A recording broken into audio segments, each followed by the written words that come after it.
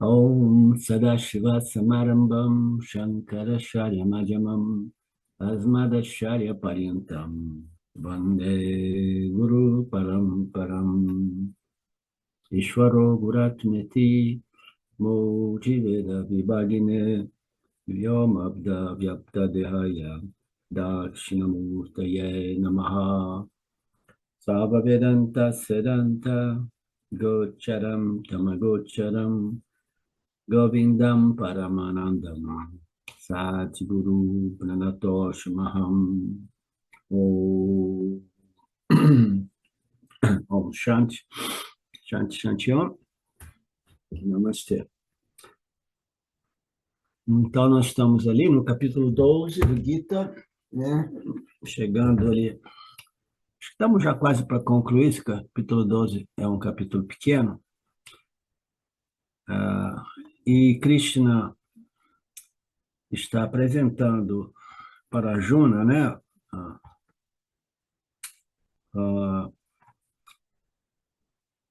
A Upasana, está fechando com o Upasana e o Bhakti Yoga, né? A conclusão do Bhakti Yoga, o Upasana Yoga, aquela divisão em 5 níveis, né? Uma é Nididhyasana, né? Que você ser um devoto e um contemplador da natureza nirguna de Deus, né? Então, aquele é o Nididhyasana, você só pode contemplar na natureza nirguna de Deus, contemplando as declarações finais dos Upanishads, que determinam a identidade entre o Atma do Jiva e o Atma de Brahma, né? Então, aquele é o último nível, né? Você precisa da atitude de bhakti, de devoção, ali, durante aquele período de contemplação, discriminação, que é profundamente sutil e requer muita devoção, muita dedicação, porque, afinal, esse processo todo envolve o seu relacionamento, o nosso relacionamento com o Ishvara, para que, no final deste processo, nós possamos compreender a nossa real natureza através da compreensão da real natureza de Deus. Tá?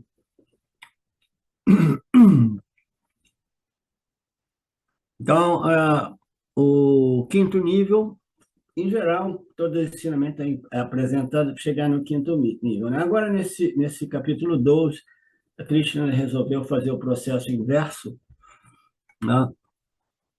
Para ilustrar, né, para todos nós que, caso nós tenhamos chegado no nível de asana do Vedanta e ainda assim não tenhamos sido completamente beneficiados, né, dentro das limitações humanas e etc., então existe a possibilidade de a gente dar uns passinhos para trás. Pá, pá, pá, pá. Então ele passou do quinto para o quarto, naturalmente, nós sabemos que é a contemplação na natureza de Saguna Brahma, mas a Saguna mais elevada, que é o Vishvarupa, né? Ishvara. Vishvarupa é você ver Ishvara como a totalidade do manifesto, né?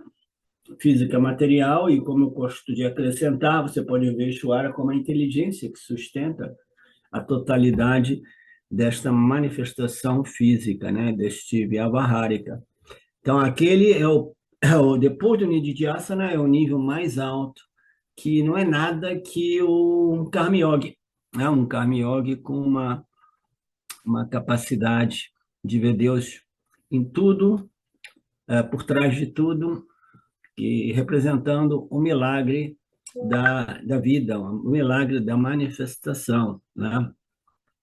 Então é mais ou menos isso. Então, qual seria o próximo passo, né? Nós estamos em Nidhyasana, Vishvarupa, né?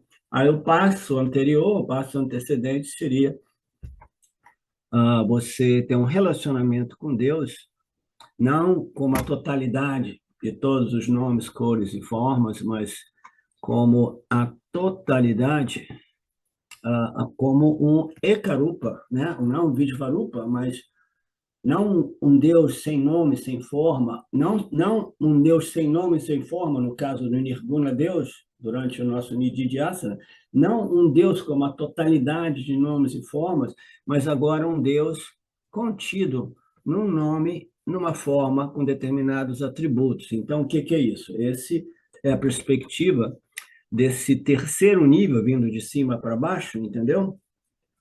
De você se relacionar com uma atitude devocional com uma deidade que você já sabe, como bom Vedantino, você já sabe que representa Nirguna Brahman, né? É um degrauzinho abaixo de você ter um relacionamento com Deus que você experiencia, né? Experimenta, né? De modo devocional, através da total manifestação do cosmos, do seu meio ambiente, das pessoas, das coisas. Agora nós estamos falando de você, né? Dar um passinho para trás e se relacionar com este Brahman representado por uma deidade pessoal, uma deidade de sua preferência, um Ista Devata, né? O meu Deus pessoal, a minha divindade pessoal. Então, para que serve esse relacionamento com essas deidades? Primeiro, para a gente compreender a natureza de Saguna Deus, né? E a natureza de Saguna Deus é principalmente a inteligência suprema, todas as leis e princípios que administram, que governam este universo. Então, essas leis e princípios precisam ser compreendidas e observadas, né, de tal modo que a gente possa viver em harmonia com as mesmas, né? Vivendo em harmonia, nossas mentes experimentam muito menos perturbação, conflitos e etc, etc, né? A mente se torna mais contemplativa, mais preparada para o processo vedântico, né? Então, esse é o terceiro nível, né? Você vai desenvolver esta divindade, né? Esse interesse por essa divindade, né? Que é uma deidade, a sua deidade de preferência, a sua simpatia por Krishna, por Vishnu, por Sarasvati, qualquer que seja. Existe, sim, segundo o Swami aqui, não sei quantas mil deidades na cultura védica, né? Então, este seria esse terceiro nível que serve não somente para que você tenha sempre essa atitude devocional através dos seus pujas, através dos seus rituais, mas principalmente através das suas meditações. A meditação, como nós vimos, ela serve para expandir a mente e, ao mesmo tempo, para focar ela. A meditação requer um objeto de meditação. O Vedanta diz que o objeto de meditação precisa ser um objeto, um símbolo de Deus, tá? Um símbolo de Deus. Então, este objeto de meditação vai ser utilizado, dependendo do quanto se utilizado esteja a nossa mente, nós vamos usar símbolos mais sutis, menos sutis, mais densos, mais grosseiros, e etc, etc. Mas a gente quer o quê? A gente quer começar a focar a mente, e na medida que a mente seja mais focada, mais contemplativa, né? Aí você vai utilizando símbolos de Deus que são mais sutis, e aí a mente precisa estar mais sutilizada, mais expansiva, para começar a conceber Deus como algo ainda mais sutil, mais sutil, mais sutil, até que nós possamos conceber e sentir e reconhecer Deus como aquele princípio livre de qualquer característica, propriedade ou atributo, né?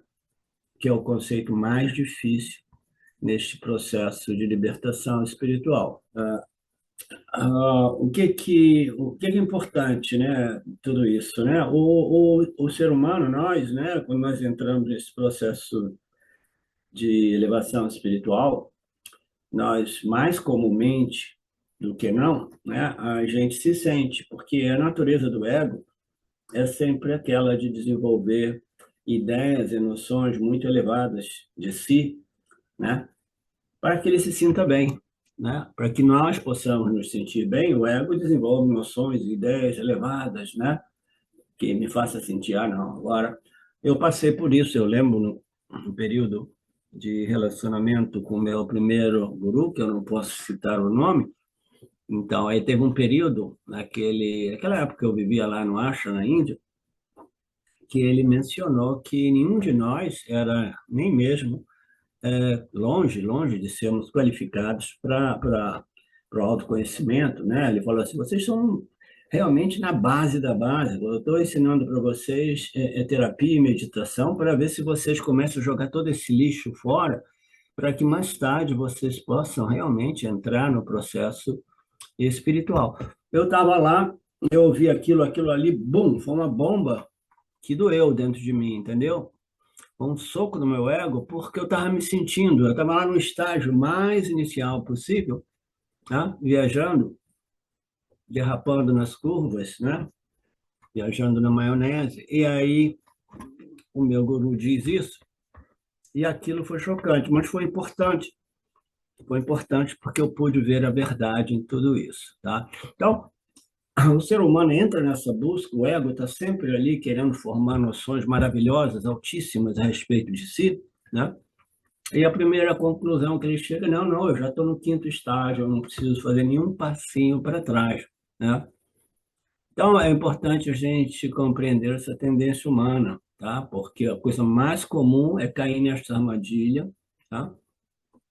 Essa armadilha, eu parei, não vou mais sugerir que ninguém faça grupo de leitura ou grupo de estudo, porque o risco da pessoa achar que chegou lá em cima, abandonar as aulas, abandonar o relacionamento com o professor e simplesmente se perder no caminho é muito grande, principalmente como quando outras pessoas começam a acreditar que a pessoa tenha chegado lá em cima, entendeu? Aí é um mal para a pessoa e fica iludindo aqueles que fazem parte desses grupos, porque é como que dizer, não, não, não, é isso aí mesmo, é só isso, você entendeu um pouquinho desses conceitos, você está livre já, né?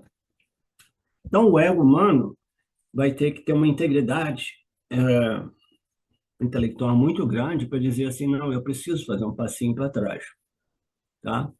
É integridade intelectual, tá? O ego não gosta de fazer passinho para trás. Não estou dizendo que vocês devam fazer passinhos para trás.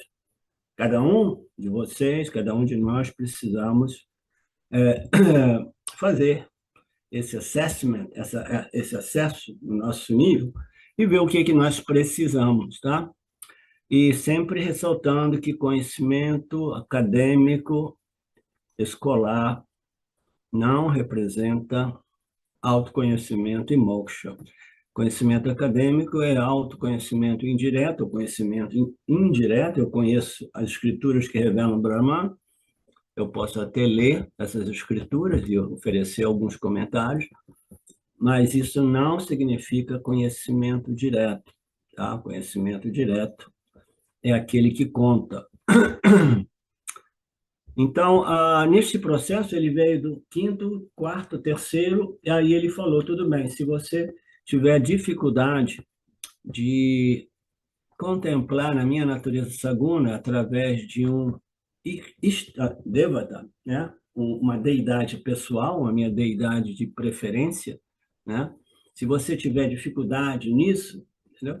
Você simplesmente, porque você é muito ativo, você é muito rajásico, você entre no mundo da interação e sempre incluindo eu, o Criador Saguna, né, na sua equação de vida, oferecendo as suas ações para o campo com espírito de contribuição, né? Então, o ser humano oferece, nós oferecemos ações sempre com o objetivo de obter ou extrair o resultado desejado e sem considerar muito o desejo de oferecer valor, né? A gente quer dar valor, a gente quer contribuir, a gente quer doar alguma coisa para o campo e a gente quer obter ou extrair o resultado. A maioria de nós quer extrair com pouca consideração a respeito do dar, né? Entregar valor. A gente quer extrair, mas não quer dar. Então, se você tiver dificuldade, seja uma pessoa ativa, engajada no mundo, como um Karma Yogi, né? Lembre-se de mim e procure não somente extrair, mas entregar, dar então, valor ao campo também. Você dá e extrai, dá e retira, lembrando que tudo isso sou eu, na medida do possível, né? Então, esse seria o segundo step, que já é um step e tanto para a gente estar sempre com esse espírito de dar para receber, né? De adicionar valor e retirar valor, né? Então, já é uma coisa meio rara de encontrar por aí, o segundo step, tá? Aí, se isso não for possível, isso que é mais em termos dos Niskama Bhakta. Niskama Bhakta é aquele que está ativo, muito rajado, fazendo, fazendo, fazendo, mas lembrando de Deus e com atitude não somente de tirar, mas de contribuir para o campo também. Eu tiro, mas eu dou. Eu tiro, mas eu dou. Eu tiro, mas eu dou. Isso é o Niskama Bhakta, ok? Aí já esqueceu de Upasana. Upasana não é para mim porque eu tenho uma mente muito rajada. Não consigo meditar. Tá? Aí, se aquele não funcionar, ele diga, tudo bem, seja um Sakama Bhakta. Sakama Bhakta é aquele que só coloca ações no campo, né, para benefício próprio. Somente para mim, para os meus filhos e, no máximo, para minha esposa, se eu não divorciei ainda. Né? Então, o Sakama devoto, o Sakama Bhakta, é melhor do que nada, porque ele, ainda assim, ele está incluindo Deus na sua equação de vida, ele pede a Deus, né, que venha facilitar a conquista dos seus objetos de desejos, etc., etc., e ele está fazendo tudo isso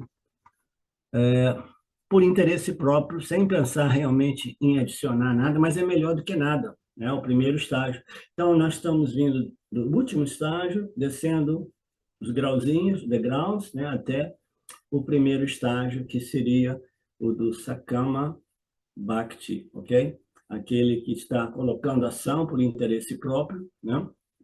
Mas ainda assim lembrando de Deus, pedindo a Deus para remoção dos obstáculos, né? E, acima de tudo, procurando observar o Dharma. Tá? Eu só penso em mim, mas eu quero observar o Dharma, não quero quebrar as leis, não quero violar as leis do Dharma. Tá? Então, já é um bom começo, já é um ótimo começo, eu diria. Né?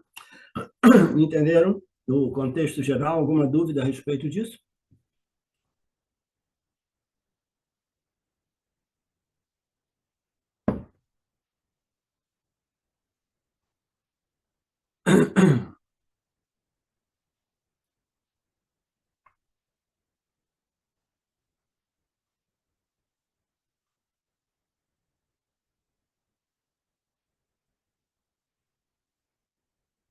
Ok, onde é que nós paramos, então?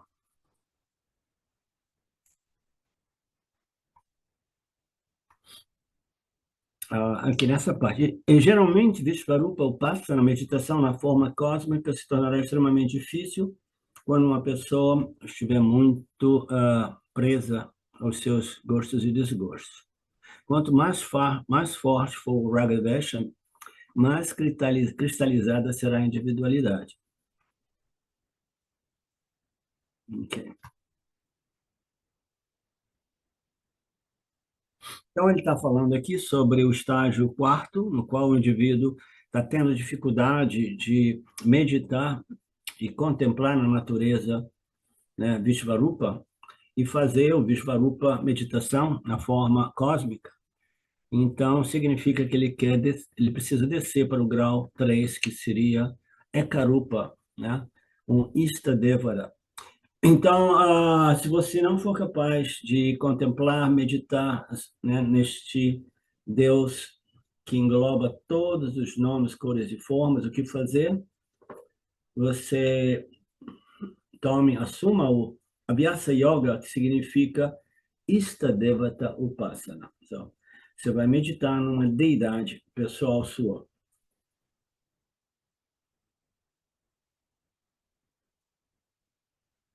Isso, homem, aqui apresenta alternativas, né? Assim, se você tem dificuldade com essa história de deidades, né, você pode tentar usar algumas energias sonoras, né, formas geométricas, coisas que ainda assim estão relacionadas a Deus, ainda são símbolos de Deus, né, como os elementos, né, os elementos primários, né, para que você devagarzinho compreenda que esse relacionamento fundamentalmente é com a natureza de Deus, né?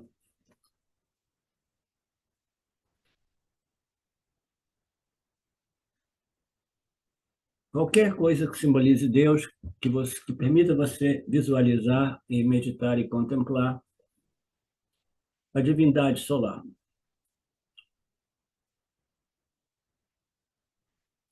Não é uma pessoa, mas é um símbolo de Deus, não é um Deus personificado, mas é um símbolo de Deus. Então, esses símbolos, esse tipo de símbolos não personificados de Deus como deidade, eles são tecnicamente denominados pratika upasana. Então, aqui o Swami oferece uma outra passagem menos relevante, mas interessante para a gente compreender melhor a cultura védica, né? Ele fala que existem símbolos que são representações, são Deus, né, representados por uma forma, a forma de uma pessoa com membros, né, membros do corpo. Então, isso é chamado de antropomorfismo. Oh, Marcelo achou a tradução. Antropomorfismo significa visualizar Deus como um ser humano, exatamente com um corpo semelhante aos nossos, né?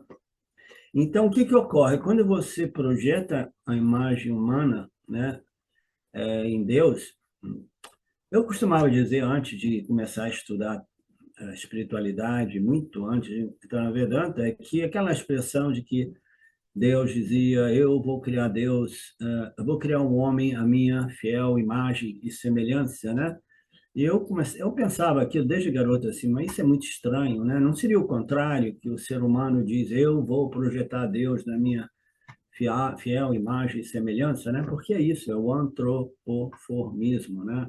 A gente projeta Deus numa figura com semblante humano, né? E aí, no momento que nós fazemos isso, aí inicia uma infinidade de faz-faz, de atividades, né? De oferecer comidinha, lavar os pés da minha deidade, né? Da estátua, oferecendo isso, oferecendo aquilo, né? Como se Deus precisasse de lavar, né? Se aquela deidade, Deus, de Ishvara, como se ele precisasse de beber água, de comer, etc, etc. Nada mais é do que transferência, né, da condição humana, dos meus quereres e não quereres, gostos e desgostos, para Deus, né? Não, Deus, eu acho que o meu Deus gosta de suco de laranja. Aí eu começo a oferecer suco de laranja, né? Aí o outro diz assim, mas o meu ele gosta de suco de laranja com açúcar. E aí vai, né?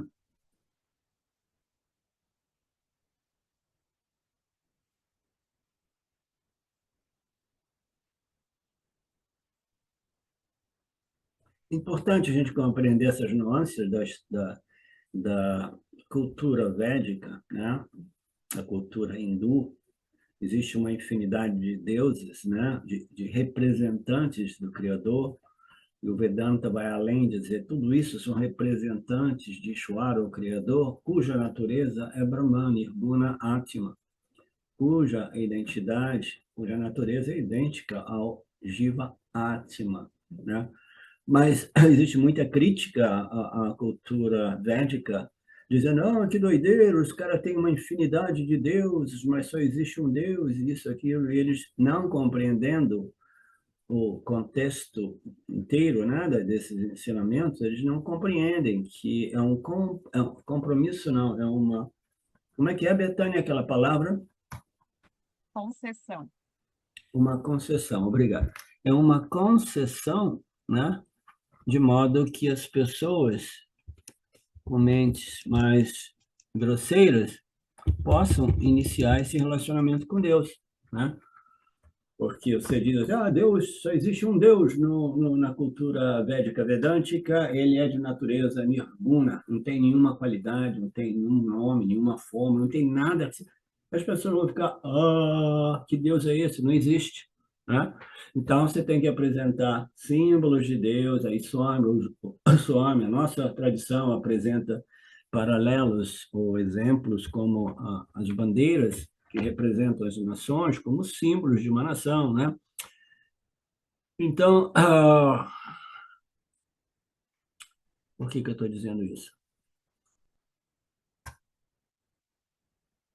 É importante compreender essas nuances da cultura hindu por isso, né? Porque se alguém vem criticar, ah, não, mas eu não acredito nessa religião cheia de Deus. Não, a nossa religião diz que só existe um Deus e é de natureza Nirguna Atma. Você entende? Ela falou assim, não, Nirguna Atma. Sem atributo eu não entendo, então tudo bem. Aí ele diz, mas ele oferece um outro Deus criador que é a inteligência suprema, que é Saguna Atma, a inteligência suprema. Que Deus é esse? Entendeu? O meu Deus é o meu santinho, ou é Jesus, ou é Buda, ou é isso ou aquilo.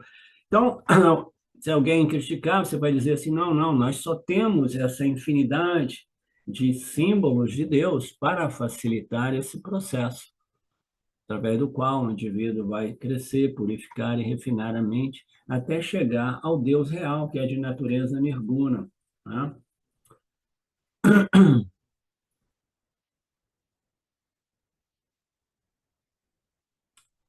E por isso, mais uma vez, a Vyasa Yojana.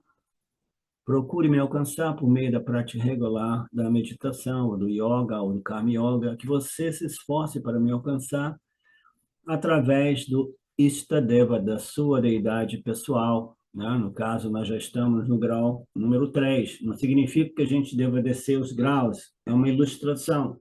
O processo é subir os degraus, mas muitas vezes a pessoa chega lá em cima, muito comumente, mais comumente do que não, aí depois a pessoa não obtém o resultado desejado, aí ela simplesmente diz: esse Vedanta não funciona, é uma mera filosofia. Aí o Vedanta apresenta. Se chegou lá em cima, você precisa de requalificar, faz uns degrauzinhos para baixo e reforça as suas qualificações. Você entende, Márcia? Márcia, você, ó, desde que você começou a estudar aqui no Vedanta Brasil, você está ficando mais jovem. Você notou, Mariné? Hã? Obrigada. Essa valeu para a semana toda. Que ótimo. Vou lembrar vou lembrar de dizer isso todo final de semana.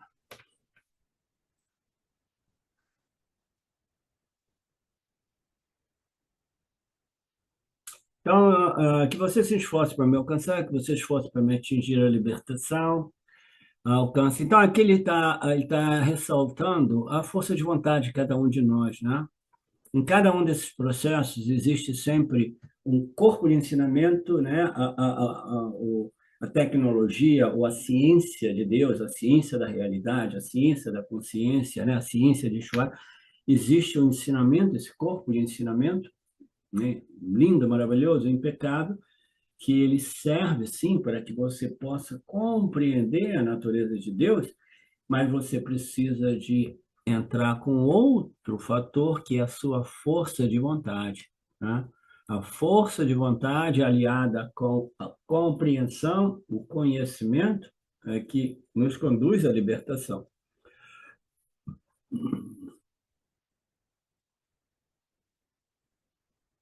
E você pode entender tudo isso, mas se você não colocar uma força de vontade muito grande para derrotar esta, esta ignorância cósmica, aí o ensinamento ele permanece mais a nível acadêmico e muitas vezes o indivíduo acaba perdendo a fé neste processo vedântico.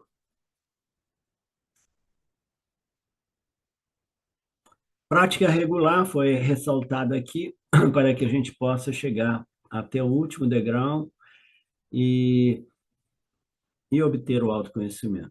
Pode uma pessoa atingir a libertação através de Istadeva Upassana? Quem é que vai dizer? Alguém pode obter a libertação se ela se torna um pássaro focada na sua deidade pessoal. Ele vai ficando tão focada, ela vai ficando tão focada, vai desenvolvendo uma mente com foco, né? Com silêncio, com uma paz maravilhosa. Será que essa pessoa pode obter a libertação através desta prática? Quem é que pode responder?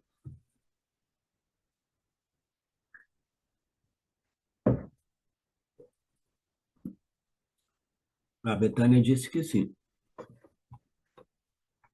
É que eu já li, professor, aqui. Então não dá para responder sim e não. Então, naturalmente que não, porque nós sabemos que o autoconhecimento e a libertação só é obtida no quinto degrauzinho, né?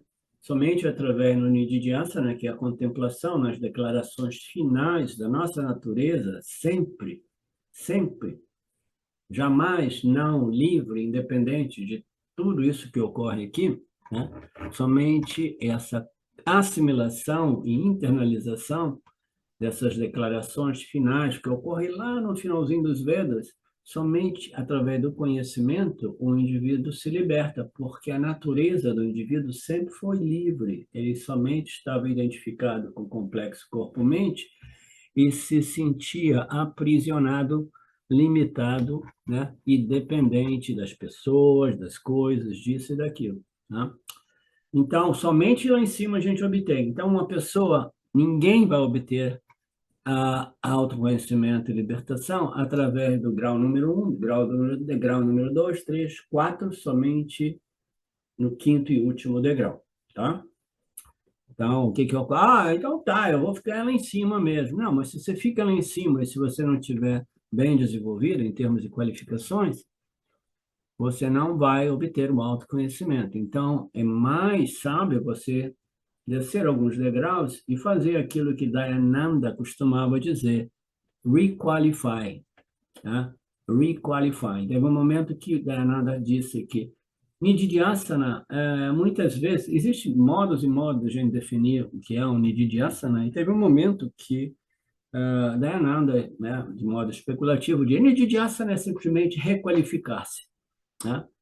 Por quê? Você está lá, você ouviu as declarações, você contemplou um pouco, meditou e ainda assim não está sendo beneficiado, o que que você vai fazer com tudo isso? Né? O que que você vai fazer com todo esse conhecimento que não te libertou? Aí ele diz, aí o Nididhyasana nada mais é do que requalificar-se, né? Desenvolver aquelas qualificações que ainda carecem, né? Que estão ainda faltando, para que você possa realmente obter esse conhecimento direto. A Poliana está fazendo assim, ela compreendeu. Eu adoro quando vocês fazem assim.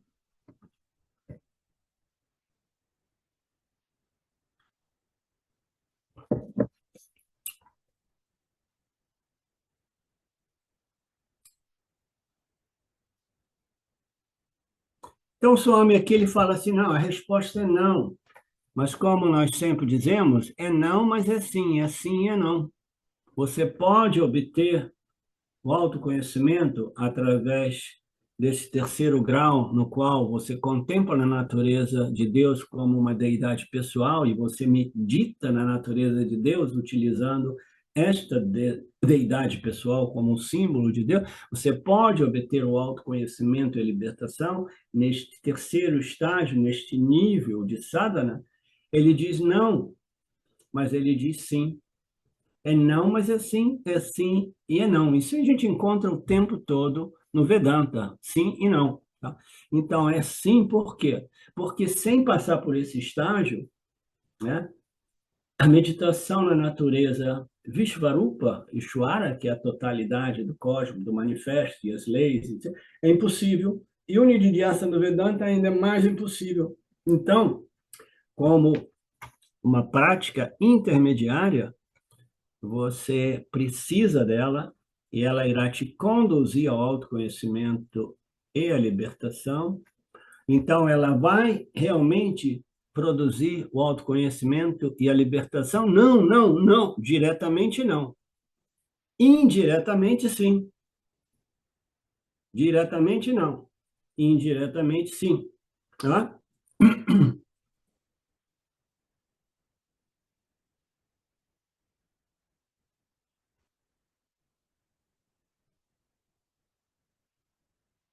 Então, indiretamente significa que através da sua prática no terceiro grau, degrau, né, estágio, gradualmente aquela prática vai te ajudar a desenvolver a visão Vishvarupa, de Deus como a totalidade, né? E aquela Deus como a totalidade de todos os nomes, cores e formas e atributos, né?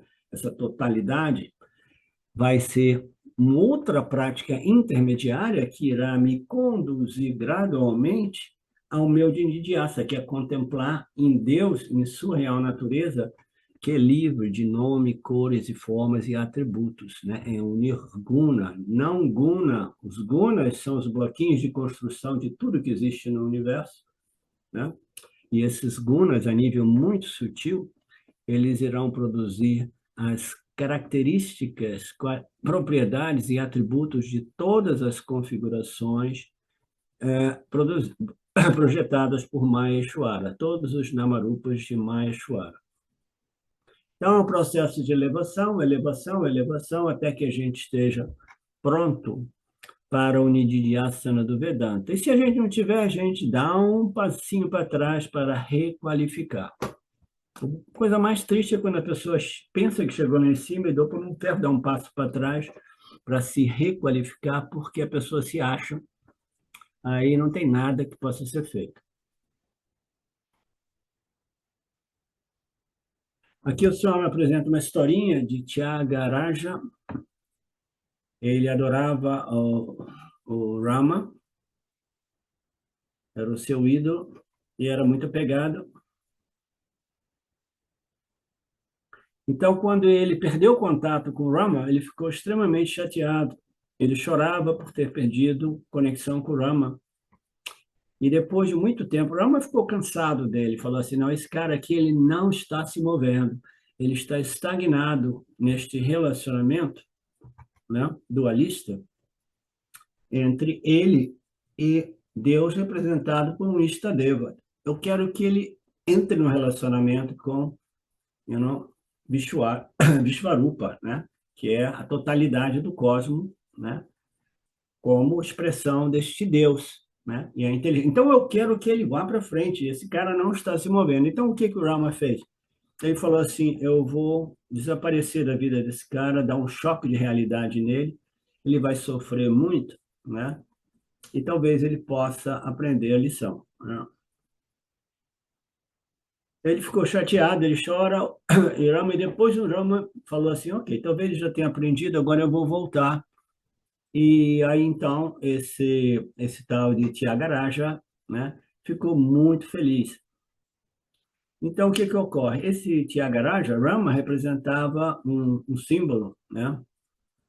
Existem diversas canções, mantras, né? Você começa de uma forma única, mas você precisa passar para a forma total, que é o Anekarupa. Vishvarupa, né? Ou Anekarupa, como vou olhar. O Vishvarupa ou Anekarupa, forma a totalidade de todas as formas, é o Deus Vishvarupa Ishwara, né? Então, essa é uma historinha que ele não entrou nos detalhes, né? Uma história que pela primeira vez eu estou ouvindo, mas ilustra um fato muito comum que a maioria dos bhaktas, dos devotos, eles ficam presos nesses relacionamentos com essas deidades, né? E muito comumente elas não se libertam deste nível, tá? Elas falam, não, aqui já deu, eu sou um bhakta, eu desfruto de tanto amor, de tanta alegria no meu coração, né? Através deste relacionamento, e ainda assim, por isso, né, eu nem consigo conceber a ideia de um Deus como a totalidade de todas as formas, e muito menos um Deus sem formas e sem atributos, né? Eu estou feliz aqui, essa história aí, a filosofia não é para mim, né? E um Deus como a totalidade também não me interessa. Eu estou tão apegado com o meu Rama, com o meu Krishna, com a minha deidade, né? Que eu não abro mão dela. Não existe nada de errado nisso, né? Tudo bem, a pessoa está ali, próximo ao nascimento, ela terá condições mais, né, conducentes, né, propícias para dar um pulinho para frente, um salto, né, entrar em contato com uma espiritualidade mais avançada.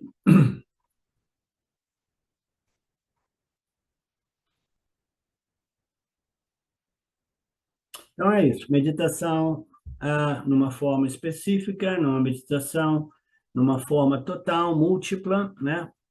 E depois vai elevar o indivíduo para ele entrar na meditação no Ishvara sem atributos, que nada mais é do que a investigação Vedanta, Vedanta Vichara, ou em outras palavras, Shravana Manana Nididhyasana do Vedanta.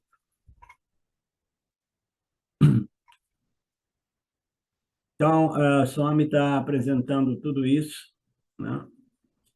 Eu também estou ilustrando para que vocês tenham essa clareza de compreensão do que significa este desdobramento de baixo para cima e de cima para baixo, né?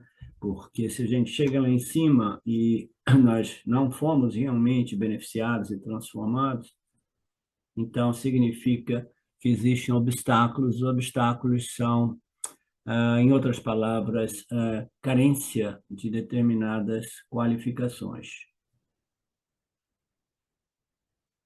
Lembrando sempre que a qualificação mais importante é um desejo muito intenso por autoconhecimento e moksha, né? Mas quando esse desejo é tão intenso, tão intenso, tão intenso, a pessoa começa a apostar todas as suas fichas, né? Começa a apostar mais, apostar mais. E às vezes não é possível, né? Às vezes é, mas não é, né? A pessoa que está com um karma muito enrolado, né, enganjado, porque tem 4 filhos, 2 mulheres, 2 maridos, e sogra, né, tio, tia, tem pessoa que, né, tá aí todo enrolado. E aí ele ou ela são os únicos provedores, né? Tem sempre a possibilidade de chutar o balde e sair por aí, fugir para a Índia, né? Mas nem sempre isso funciona, né, Poliana? Porque a pessoa, se ela não estiver bem resolvida, ela vai carregar um monte de culpa e conflitos por ter abandonado o seu Dharma, né? O seu Swadharma, a sua situação. Então, muito comumente, a recomendação é não chuta o balde, não chuta o pau da barraca, trabalhando dentro do contexto do seu Parabada, né? Até que você possa gradualmente ter mais e mais disponibilidade por energia para apostar mais e mais fichas no processo Shravanam, Mananam e Didhyasana. Você vai apostar menos e menos no corre-corre para ver, para suprir a família, tudo aquilo, porque as crianças, né? Arrumou mulher também, já está bem resolvida, foi para o cemitério. Então, um dia o indivíduo já está velho, né? Aí ele fala, agora tudo bem, eu tenho uma pequena aposentadoria, eu vou me retirar num mato, ou no acha, ou vou ficar com as galinhas, né? E eu vou apostar todas as fichas nesse processo agora. O meu é favorável. E tem pessoas que são jovens, jovens e têm karmas favoráveis, mas ainda assim, muito por arta karma, né? De objetos de segurança, de prazeres, ainda assim aquilo ali se representa, embora o karma seja favorável, mas é falta de maturidade ou falta de desejo intenso. Esse desejo intenso, ele é importantíssimo, mas ele não pode ser forçado.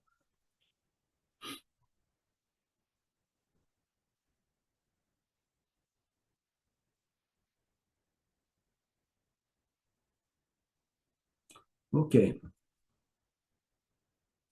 Portanto, Arjuna, você vem para o Ishtadevata, né? Então, ele estava falando com Arjuna, dizendo, Arjuna, se você não compreendeu ainda a sua real natureza, através da natureza de Nirguna Atma, Nirguna Deus, não se preocupe. Eu não vou abandonar você aqui, eu vou ensinar você até você compreender. Naquele momento, ninguém sabia quantos capítulos esse Gita seria, né? Ele não sabia se ia ser 200 capítulos, ou isso e aquilo. Ele estava no capítulo 12, dizendo assim, não tenha pressa, seja honesto com você, se você precisar de requalificar, dá uns passinhos para trás, né? E comece a fazer a sua devoção e a sua meditação utilizando um Ishtadevata, uma deidade pessoal, para te ajudar a compreender a natureza de Deus e focar a sua mente neste processo de elevação espiritual. Suponha que a pessoa diga, oh Krishna, eu não sou apto para essa meditação na forma única, né? A totalidade de todas as formas, né? Não, a meditação na forma única, que é o meu Ishtadevata, né? E Karupa. eu não sou nem mesmo capaz de focar em Deus de uma forma única, né? Por quê? Porque eu sou muito rajado, né? A meditação, aqui o Swami apresenta uma análise bacana. Ele diz assim, o Passana é diferente de simplesmente a Karma Yoga. Karma Yoga é você viver engajado na sociedade, respondendo aos estímulos, né, recebendo os estímulos com uma aceitação, né, como prasada, como oportunidade, né, e respondendo, apresentando as suas respostas com espírito de doação, né, de entrega, de contribuição, né? Então, ele diz que a Upasana, a meditação, é de natureza, é uma atividade mental, é diferente do Karma Yoga, que é uma atividade física, que o mental também está envolvido, mas fundamentalmente é através do engajamento físico, né, com os parábadas e as nossas respostas, né? Então, nós temos essa situação e nós temos a situação de que, não, agora eu quero entrar no silêncio do meu quarto de meditação e fazer o meu passana, a minha meditação, que é focar a mente na natureza de Deus, e eu estou usando simplesmente uma deidade pessoal, na forma única, como Krishna, por exemplo, né? O Passana, ou meditação, é visualizar o Senhor, né, como se fosse dentro de mim, porque os meus órgãos dos sentidos foram fechados, né? Eu não estou deixando que os órgãos dos sentidos contatem o mundo lá fora através desses 5 canais sensoriais. Então, é como se eu tivesse autocontido, meditando em Deus, não permitindo que os órgãos dos sentidos contatem o mundo lá fora, né? Então, é uma atividade puramente mental. E como nós sabemos, né? Por isso, uma outra expressão técnica do Vipassana, na meditação, é Manasam Karma. É uma atividade mental sem atividade física, tá?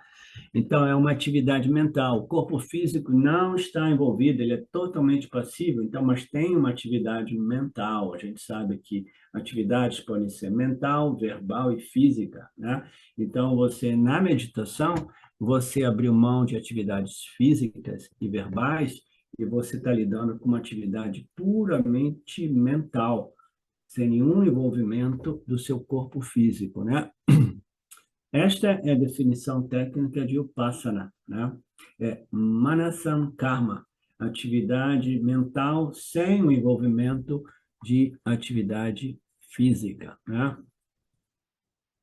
Aí o Swami faz um comentário que tem pouca relevância para a gente, que ele diz que na Índia algumas pessoas pensam que puja, que é um processo intenso de adoração que envolve muita atividade verbal e física, seja como o Passana, né? E o Swami diz, não, não, não. O Passana não envolve nenhuma atividade, tanto física quanto mental. Você precisaria estar sentado no silêncio do seu quarto de meditação, não deixar que nenhum dos seus órgãos sensoriais contate os seus respectivos objetos lá fora, né? Não contendo também os seus órgãos de ação, não deixando que os seus órgãos de ação levante, porque tem pessoa que é tão inabilitada para meditar, você já ouviu isso? A pessoa está meditando, né? Aí, inconscientemente, a mente do indivíduo ativa os órgãos da ação, né? o kamindriyas, os órgãos da ação, quando a pessoa vê, ela está abrindo a porta da geladeira sem saber, né? Ela estava sentada meditando, e aí inconscientemente ela levanta e vai para a geladeira para comer um pedacinho da torta de chocolate, né? Então, você tem que conter os órgãos da ação, conter os órgãos dos sentidos, não deixando, né? Não deixando eles contatarem nada lá fora, né? Contendo o impulso inconsciente de se levantar, né? Pessoa que não tem pessoa que não se levanta, mas fica se coçando o tempo todo. Já viu aquelas pessoas que se coçam o tempo todo na meditação? Né? Que é uma forma de ação física, né? Então, para isso, a pessoa não deve ser muito extrovertida. O Passana só é possível quando a pessoa estiver mais qualificada, mais pronta para retirar a mente do mundo das atividades físicas e verbais, internalizando a mente, voltando-se para dentro, assim por dizer, Assim eu consigo visualizar na natureza do meu Ishta Devata, a minha divindade pessoal. Tá? Muito bacana. Toda essa passagem, ó, eu estou passando tempo aqui, portanto, se uma pessoa é extrovertida, se uma pessoa é dominada por muito Rajoguna, né, predominantemente, ela achará difícil meditar. Sentar num lugar por alguns minutos já é difícil. Tentar sentar de modo focado é quase impossível, né? É como uma criança, minha neta aqui de 7 anos, que até mesmo botando ela no carro para ir de um lugar para o outro, ela disse: quanto tempo vai levar? 15 minutos para chegar no aeroporto. O que que eu vou fazer? Eu falei: nada, você senta. Você simplesmente respire. Eu disse para ela: respira. Eu não precisa respirar. Então tá, então simplesmente exista, seja você. Fala assim, mas como assim? Eu quero fazer alguma coisa. Então, uma pessoa muito rajásica, ela vai se sentir assim, né? Ela tem que fazer alguma coisa. A meditação se torna muito difícil por haver uma personalidade muito ativa. O Swami faz uma piadinha, um jogo de palavra que funciona na língua inglesa. Se a pessoa tiver com muito rajoguna, muita inquietação, né? A meditação acabará se tornando uma meditation. Meditation. Med significa louco, doido, né? A meditação fará de modo que o indivíduo endoide, fique doido, né? Para uma pessoa inquieta, sentar-se quieta é uma tortura. Por isso que as pessoas, quando elas são criminosos, que de um modo ou de outro, justamente ou injustamente, precisam ser punidos, a punição mais severa é a prisão numa solitária. Imagina, numa solitária você não consegue nem mesmo brigar com o cara na sua cela, porque quando é uma cela de grupo, os caras caem no pau um com o outro, pelo menos eles têm vazão para atividades físicas e verbais. Né? Mas na sua, você e as paredes muito pequenininhas, dizem que é uma tortura psicológica monstruosa. Porque o indivíduo, imagina se fosse Ramana Maharaj, ele fugiu da escola, você vai para uma prisão, né? Uma prisão solitária. Ele, putz, mano, que maravilha, eu estava aqui passando pelo problema de arrumar uma caverna onde eu pudesse ficar em solitude, e agora você está me dando uma prisão solitária, né? Muito obrigado, Ishwara, né? Então, depende tudo da qualidade da mente do indivíduo. Só me faz uma piadinha que ele adora fazer, é que as pessoas, depois da aposentadoria, um problema porque tem que viver com o marido e com a mulher, e todo aquele Rajoguna não encontra mais, né, atividades para que possa, né, vazar tudo aquilo, aí começa a vazar um no outro, né? Começa um pega-pega entre o marido e a mulher, se torna muito difícil para o marido e a mulher a aposentadoria, né? Para a mulher que nunca trabalhou, né, na estrutura social do passado, na qual bastava uma pessoa trabalhar para sustentar a família, né? Então a mulher dizia: nossa, maldita hora que meu marido aposentou, porque agora ele está pegando no meu pé, né? Então o maior sofredor se torna a família. Putz, agora o papai voltou para casa, está enchendo o saco de todo mundo, né? Muito comum essa reclamação. Então tá, a gente vai dar uma pausa e a gente volta em 10, ok? Om Purnamada Purnamidam Purnamudachyate Purnasya Purnamadaya Purnameva Vashishate Om Shanti Shanti Shanti Om Namaste.